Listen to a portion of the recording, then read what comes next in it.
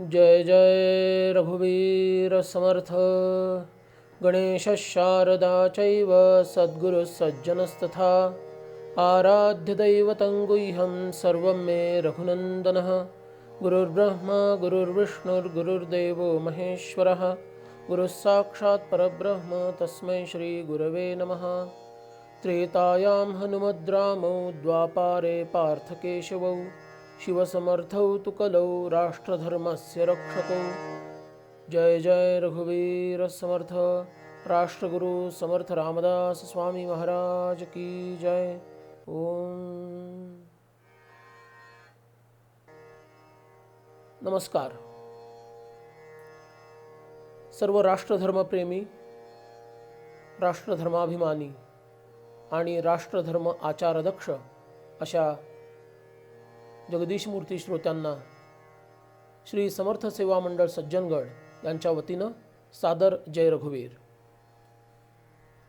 श्री समर्थ रामदास स्वामीजींचा राष्ट्रधर्म हा विषय आपण चिंतनाला काही दिवसांपासून घेतलेला आहे। मागील प्रवचनामध्ये आपण हे पाहिलं की समर्थांनी भारत भ्रमण करून जेव्हा महाराष्ट्रात पदार्पण केलं त्यानंतर पुढचा त्यांचा जो राष्ट्रधर्म प्रसाराचा विषय आहे तो विषय साकल्यानं कसा पाहता येईल आणि श्री समर्थांनी आणि शिवरायांनी मिळून दोघांनी केवढी मोठी आव्हानं झेलली असली पाहिजेत जेणेकरून आपल्याला सुखाचे दिवस पाहता आले आणि भगवा झेंडा आजही आकाशामध्ये फडकतो आहे। तर या दोघांचं महात्म्यच अनेक वर्षांची नव्हे शतकांची अशी ही दास्यता कुठल्या चुकांमुळे आपण भोगली हेही आपण इतिहासामधून पाहिलं। त्याच्यात प्रत्यक्ष कोणत्या पद्धतीनं समाजावर भयंकर अशी आव्हानं प्रसृत झाली होती याचाही विचार आपण मागच्या प्रवचनात केला। आता समर्थांनी जो राष्ट्रधर्म सांगितला तो कोणत्या मुद्द्यांवर आधारित सांगितला हे आज आपण पाहणार आहोत।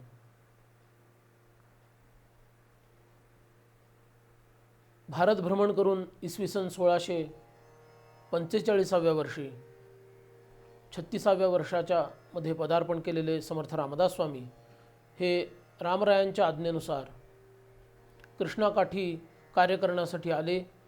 ते सुरुवातीला महाबळेश्वरास गेले, ब्रह्मारण्यामध्ये काही काळ त्यांनी घालवला। अखंड चिंतन त्यांचं भारत भ्रमण चालू असताना की देशाचं भलं कसं होईल याबद्दल चाललंच होतं, पण त्यांना समाजाचे जे काही दोष दिसले, परकीय राजसत्तेचा भयानकपणा जो दिसला त्याच्यावर उपाय काय करावे आणि आपला हा राष्ट्रधर्म कसा पुढे न्यावा याचं जे चिंतन केलं समर्थांनी ते मी आपल्या पुढं मांडणार आहे। आपल्याला समजायला ते सोपं जावं म्हणून एका तक्त्याच्या माध्यमातून मी आपणापुढं ते मांडू इच्छितो। हा तक्ता आपल्या सगळ्यांना पाहायला मिळतो आहे आणि तुम्ही जेव्हा प्रत्यक्ष हे ऐकत असाल त्यावेळेला स्थिर अवस्थेमध्ये म्हणजे ज्याला पॉज करणं म्हणतात त्याच्यामध्ये तुम्ही थांबून हे सर्व मुद्दे ज्यांना इच्छा असेल ते लिहून काढू शकतात, त्याचं चिंतनही करू शकतात। श्री समर्थांचा राष्ट्रधर्म यामध्ये मुख्य 2 विभाग आहेत, एक परमार्थाचा आणि दुसरा प्रपंचाचा। दुसऱ्या शब्दात सांगायचं तर देवकारण आणि देशकारण। त्या देवकारणामध्ये 6 मुद्दे घेतलेले आहेत आणि देशकारणाचे उप 2 विभाग केले आहेत। एक समाजकारण घेतलेलं आहे आणि एक राजकारण घेतलेलं आहे। अशा दोन्ही पद्धतीनं आणि ही विभाजक रेषामधली आहे ही देवकारण आणि देशकारण दाखवणारी आहे. अशा पद्धतीनं आपल्याला हा विषय पाहायचा आहे थोडक्यामध्ये. देवकारणामध्ये भक्तिप्रधान रामकथा, दासबोधादी ग्रंथांचा अभ्यास, कीर्तनादी साधनांचा उपयोग, परमार्थ साधना प्रत्यक्ष, मंदिरांची उभारणी आणि उत्सव आणि महंती हे विषय आहेत. विशुद्ध ज्ञान आणि भक्ती हा देवकारणाचा मुख्य विषय आहे. राष्ट्रधर्मामध्ये समर्थांचं देवकारण फार महत्त्वाचं आहे. ते यासाठी की ब्रिटिश काळामध्ये आपण जर बघितलं आणि विशेष करून 1920 सालानंतर जे काही देशभक्तीचं लोण पसरलं त्या सर्व देशभक्तांना वंदनच आहे. पण त्यांच्यामध्ये एका गोष्टीचा अभाव किंवा त्रुटी पाहायला मिळते, ती ही म्हणजे की देवकारणाला त्यांनी या राष्ट्र उत्थानासाठी किंवा स्वातंत्र्यासाठी पूर्ण बाजूलाच टाकलं. पूर्ण परंपरेमध्ये अशी कुठेही पद्धत घडलेली नाही, अशी गोष्ट कुठेही घडलेली नाही आहे. एक उदाहरण आपल्याला सांगतो. योगी अरविंद जेव्हा पुदुच्चेरी, ज्याला आपण पाँडिचेरी म्हणतो, त्या ठिकाणी साधना करत होते आणि देश स्वतंत्र होणार की काय अशी परिस्थिती निर्माण झाली, त्यावेळेला त्यांनी काही स्वतःच्या योजना सुचवल्या होत्या आणि त्यांनी सांगितलं होतं की जर या योजनांचा अंतर्भाव पुढच्या सगळ्या स्वातंत्र्याच्या कार्यामध्ये केला गेला तर अखंड हिंदुस्थान आपल्याला स्वतंत्र करून मिळेल. खंडित स्वातंत्र्य मिळण्याची शक्यता निर्माण झाली होती, त्याच्याऐवजी अखंड हिंदुस्थान मिळेल. पण त्यावेळेला गांधीजी म्हणाले होते की त्यांनी एकदा राजकारण संन्यास घेतला आहे ना, मग आता त्यांनी इकडं लक्ष देऊ नये आणि त्यांनी त्या योजना राबवल्या नाहीत. कदाचित असंही कारण असू शकेल की त्यांनाच लोक आणि ते स्वतःही राजकीय संत मानत असल्यामुळं इतर कुठल्या संतांचा विचार घेण्याची मला काय आवश्यकता आहे असं कदाचित त्यांना वाटलं असेल. पण त्यानंतर आम्ही खंडित स्वातंत्र्य मिळवू शकलो, अखंड हिंदुस्थान मिळवू शकलो नाही. हा इतिहास आहे. कदाचित तो मिळू शकला असता जर आपण अरविंदांचं ऐकलं असतं. देवकारण फार महत्त्वाचं आहे. कित्येक देशभक्तांनी तर स्वतःला निरीश्वरवादी म्हणून घोषित केलं आणि ज्यांनी निरीश्वरवादी म्हणवलं नाही त्यांनी सुद्धा भारतीय पद्धतीचा स्वातंत्र्य लढा जो शिवसमर्थांनी लढवून दाखवला होता तो लढण्याच्या ऐवजी युरोपनी कसा स्वातंत्र्य लढा लढला ह्याचा अभ्यास करून त्याच्या धर्तीवर इथं तो करण्याचा प्रयत्न केला. अशा या त्रुट्या घडत गेल्या. त्यामुळं देवकारण हा राष्ट्रधर्माचा एक अभिन्न एक अंग आहे हे विसरता कामा नये. सामर्थ्य आहे चळवळीचे जो जो करील तयाचे, परंतु तेथे भगवंताचे अधिष्ठान पाहिजे. फार महत्त्वाचा विषय. भगवंताचं अधिष्ठान म्हणजेच देवकारण आहे. थोडक्यात आपण देवकारण पाहणार आहोत. भक्तिप्रधान रामकथा पहिला मुद्दा की ज्याच्यामध्ये रामाबद्दलचं प्रेम, नुपेक्षी कदा राम दासाभिमानी हा विषय आणि हा विचार लोकांच्या चित्तामध्ये बिंबेल हा प्रयत्न, हा देवकारणाचा मुख्य विषय. दासबोधादी जे ग्रंथ आहेत, स्वराज्यंच स्वराज्यंच रामदास्येन लभ्यते, भातित्थम लोभ असा हा उपदेश करणारा दासबोध ग्रंथ आहे. हा कल्पतरूच आहे. अशा ह्या दासबोध आणि इतर शास्त्रग्रंथांचा अभ्यास हाही या देवकारणाचा विषय आहे. भातित्थम बोधयन नित्यम, त्याच्यातून लोकांचं तत्त्वज्ञान पक्क होतं, भगवंताबद्दलचा विश्वास पक्का होतो. कीर्तनादी विषय फार महत्त्वाचे की ज्या कीर्तनातून, हरिकीर्तनातून पहिले ते हरिकथा निरूपण, हरिकथा भगवतकथा कीर्तनाच्या माध्यमातून मांडणं, प्रवचन निरूपण या माध्यमातून लोकजागृती करणं, ती परमार्थाच्या अंगानंही सांगणं, ती राजकारणाच्या अंगानंही सांगणं, ती समाजकारणाच्या अंगानंही सांगणं. आणि हे सगळं झाल्यानंतर मग पारमार्थिक साधना ज्याच्या त्याच्या योग्यतेनुसार, कुवतीनुसार त्याच्याकडून ती करून घेणं, हा देवकारणाचा विषय. महत्त्वाचा विषय अत्यंत म्हणजे मंदिरांची उभारणी करणं. ह्या मंदिरांच्या उभारणीचा आणि उत्सवाचा फार मोठा प्रभाव पडला आहे बरं का त्या काळामध्ये. याचं कारण असं आहे, ज्या काळामध्ये शेकडो नव्हे हजारो मंदिरं पाडली जात होती, मूर्ती फोडल्या जात होत्या, त्या काळामध्ये समर्थ रामदास स्वामींसारख्या महापुरुषाने आसेतू हिमाचल हजारो मंदिरं बांधली काय आणि ती टिकली काय, ही काही सामान्य गोष्ट आहे का? किती सामर्थ्य त्यांच्यामध्ये असेल याचा आपण विचार केला पाहिजे. लोक उघडपणे आपले उत्सव सण साजरे करायला घाबरत असत, पण समर्थांनी अशी काही एक लोकांची संघटना निर्माण केली, निर्भय संघटना, की हे लोक निर्भयपणे उत्सव साजरे करू शकायला लागले.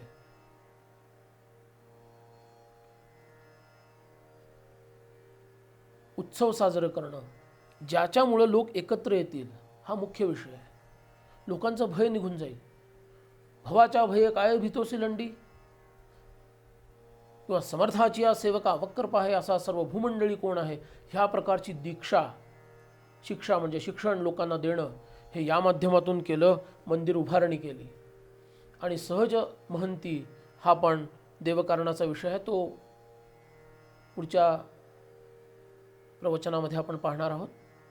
त्यानंतर समाजकारण जे समर्थांनी केलं, देशकारणातील समाजकारण हा विषय, सदाचार संपन्नता आणि संघटित होऊन कार्य करणं, हे या समाजकारणाचं ब्रीद होतं. समर्थांनी सांगितलेलं समाजकारण. समाजामध्ये 4 प्रवृत्ती मुख्य असतात. एक असतं साधर्म्याचं, दुसरं असतं वैधर्म्याचं, तिसरं असतं सहजीवनाचं आणि चौथं असतं सहकार्याचं. सहजीवन म्हणजे एकमेकांवर अवलंबून असलेलं जीवन. वैधर्म्य वाढत गेलं की विरोध वाढत जातो आणि साहचर्य न राहता भांडाभांडी लागते. अशीच अवस्था त्या काळामध्ये समाजाची झाली होती.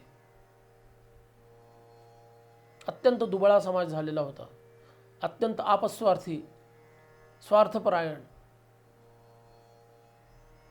अशी समाजाची अवस्था होती. पण ह्या समाजाला एकत्रित करणं हे केवढं मोठं आव्हान होतं, पण ते समर्थांनी करून दाखवलं, ते पेलून दाखवलं आव्हान. त्याच्यामागचा सगळ्यात महत्त्वाचा मुद्दा हा होता समर्थांचा, की प्रयत्नवाद, प्रखर प्रयत्नवाद. आणि हा प्रखर प्रयत्नवाद रामकथेच्या माध्यमातून समर्थांनी मांडला. आणि ती रामकथा जी देवकारणामध्ये भक्तिप्रधान होती, आता ती काय झाली, पुरुषार्थ प्रधान पद्धतीनं ती मांडली गेली. एकाच रामकथेमध्ये वेगळे वेगळे पैलू आहेत बरं का. ही वेगळी कथा सांगायची, दुसरी वेगळी कथा सांगायची असा त्याचा अर्थ नाही आहे. पण पुरुषार्थ पण सांगायचा आहे, भक्ती पण सांगायची आहे आणि पराक्रम पण सांगायचा आहे. त्या त्या कार्यासाठी त्याचा उपयोग होतो. रामानं स्वतःचं सैन्य स्वतः उभं करणं किंवा सेतू निर्माण करून घेणं, ही पुरुषार्थाची कामं त्यांनी कशी केली, आपणही आत्ता हे करू शकतो. ज्याप्रमाणे रामाच्या मागं वानरसेना आणि रिसांची सेना उभी राहिली, त्याप्रमाणे आत्ता हा जो भोसले नावाचा राजा आहे, तरुण राजा, त्याच्या मागं आपण समाजाने उभा राहायला पाहिजे. आणि ज्याप्रमाणे त्यांनी रावणाचा निःपात केला वानरांच्या मदतीनं, त्याचप्रमाणे आपल्या सहाय्यानं तोही या यवनांचा नाश करेल. ह्या प्रकारचं उपदेश, ह्या पद्धतीनं रामकथा मांडणं. प्रखर प्रयत्नवाद, रेखातितुकी पुसवणं जाते, प्रत्यक्ष प्रत्यय येते, डोळे झाकणी करावी ते काय निमित्त, का प्रारब्धवादी बनत आहात, पुरुषार्थी बना, प्रयत्नवादी बना. हे समर्थांनी सांगितलं. आणि त्या प्रयत्नवादाला जोड दिली अन्यायाच्या प्रतिकाराची. रामदासी परंपरेचं सगळ्यात मोठं वैशिष्ट्य जर 3 सांगायची झाली ती अशी की एक म्हणजे संघटनेच्या स्वरूपाचं कार्य, जे श्रीमद आदिशंकराचार्यांच्या नंतर समर्थांनीच एवढ्या मोठ्या प्रमाणात केलं असं सर्व विद्वानांचं एकमत आहे. मठा मंदिरांच्या माध्यमातून हे कार्य. दुसरं म्हणजे आत्यंतिक प्रखर असा प्रयत्नवाद. आणि तिसरं म्हणजे अन्यायाचा प्रतिकार. ज्या ज्या प्रमाणात अन्याय तेवढा प्रतिकार. अगदी एखाद्याला तो प्रतिशोध आहे की काय असं वाटेल, पण अन्याय ज्या प्रमाणात आहे त्या प्रमाणामध्ये प्रतिकार आहे. सामाजिक स्तराचा आपण विचार करत आहोत. सामाजिक राष्ट्रीय स्तरावरती संस्कृतीवर जर नाश होण्याची वेळ आली, राष्ट्र बुडतं की काय अशी अवस्था आली, तर फार सहिष्णू राहून चालत नाही बरं का. आम्हाला शिकवण्यातच असं आलेलं आहे, एकांगी सहिष्णुता. त्यामुळे कित्येक लोकांना समर्थांचा राष्ट्रधर्म झेपत नाही, नको वाटतो, गलबलायला होतं. कारण संस्कारच असे झालेले आहेत एकांगी सहिष्णुतेचे, त्यामुळे त्यांना ते झेपत नाही. जयास वाटे जीवेचे भय, त्याने क्षात्रधर्म करू नये, काहीतरी करून सोय पोट भरावे, असं क्षात्रधर्माबद्दल समर्थांनी सांगितलेलं आहे. मरणाची भीती वाटते ना, त्यांनी उगीच क्षात्रधर्म करायला जाऊ नये. त्याचप्रमाणे मला असं म्हणावं असं वाटतं, समर्थांच्या शब्दात थोडा बदल करून, की जयास वाटे प्रखर प्रतिकाराचे भय, तेणे राष्ट्रधर्म पाहू नये.